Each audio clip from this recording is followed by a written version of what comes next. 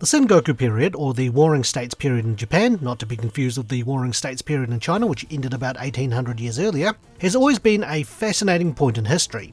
But where this period in history really shines is in its later half, right until the country had been reunited. The stories from this part focused around three people known as the Three Unifiers of Japan.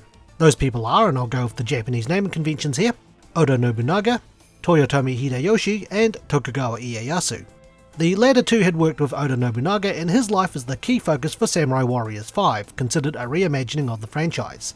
For transparency, a copy of this game was provided to me courtesy of the publisher. As I mentioned earlier, Samurai Warriors 5 covers the life of the first of the three unifiers of Japan, Oda Nobunaga, alongside one of his retainers, Akechi Mitsuhide.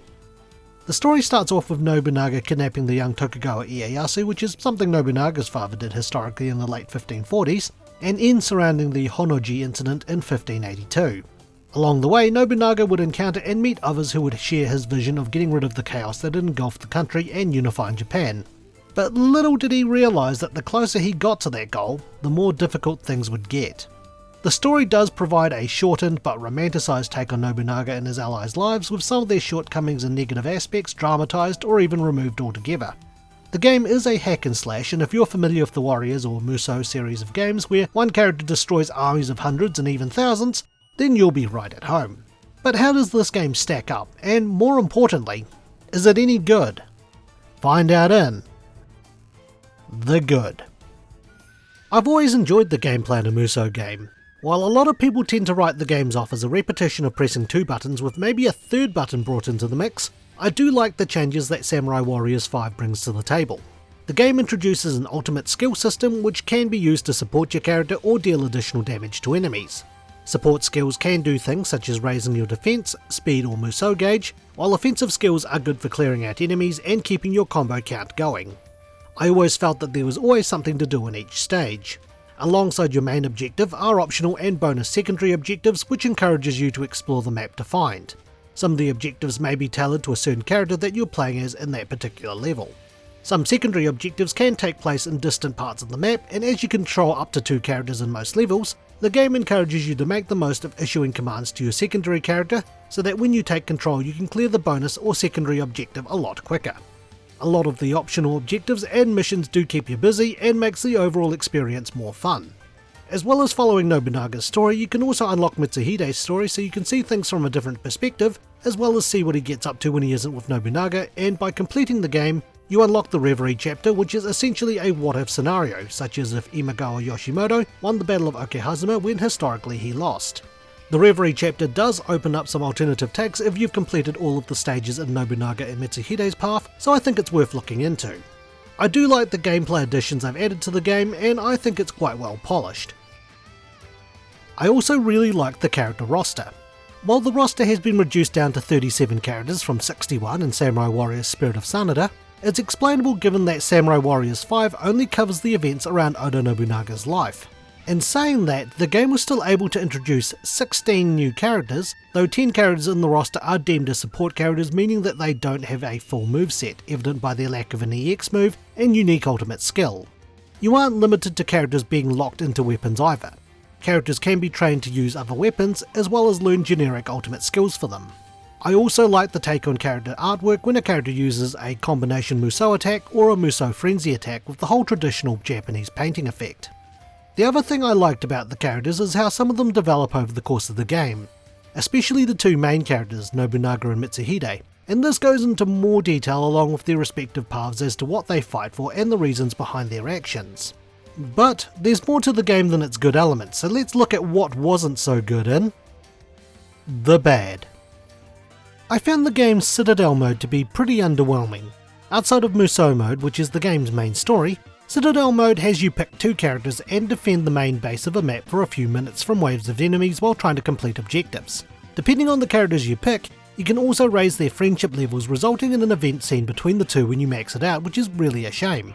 If the game had a ranking system for the friendship level with different events at different levels, I would have had more of an incentive to play more of Citadel mode. The contents of Citadel mode I feel are really lacking, as the objectives are really simple and very repetitive, and the only differences are the map, which randomised set of officers you put up against, and whether you need to save a generic soldier, defeat one, or defeat a certain number of enemies in a certain way within a time limit. While I've described basically the objectives of any map even in Musou mode, at least Musou mode has a story to accompany it, and as long as you've beaten the map once, you can replay it in free mode using any character, though there are some limitations depending on the map. From clearing Citadel mode, you can obtain materials to upgrade various buildings which give you benefits such as the dojo to raise your character levels and weapon expertise, the blacksmith to upgrade and craft weapons, the shop to buy materials, skills and usable items, and the stables to purchase, train and upgrade your horses. Once you get towards the end of the game, the final upgrades for these facilities will require you to grind Citadel mode to get the materials and money you need, and if you're not keen on Citadel mode as it is, it will not be a fun grind getting it all. Now I talked about this in the good, but while I do appreciate the bonus and hidden objectives in a map encouraging you to explore it, the game will give you no hints on how to find those objectives. Normally if you see an enemy officer left on a map, that's usually one telltale sign, as well as listening to what characters say during the battle. But sometimes a hidden objective may need to be uncovered before another objective starts, or before you complete another objective, and knowing when to trigger it as well as where to go. Sometimes when you complete a level, you think you've completed all of the objectives just to find that you missed out on one, even though the stage tells you that you got them all. Other objectives may start telling you to prevent something from happening, and then end almost straight away because the two targets you had to separate were far too close to each other. This was more of a minor annoyance for me, but it annoyed me enough to include it. At least replaying the stage gives you better experience in gold than Citadel mode. Other than that, I think I've gotten everything I really didn't like off my chest, so let's wrap things up with the opinion.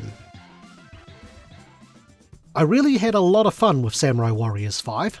The game was a fresh take on the life of Oda Nobunaga, who, like Cao Cao from China's Three Kingdoms period, is generally portrayed in a villainous and antagonistic fashion, though this isn't the first game to cover Nobunaga in a more positive light.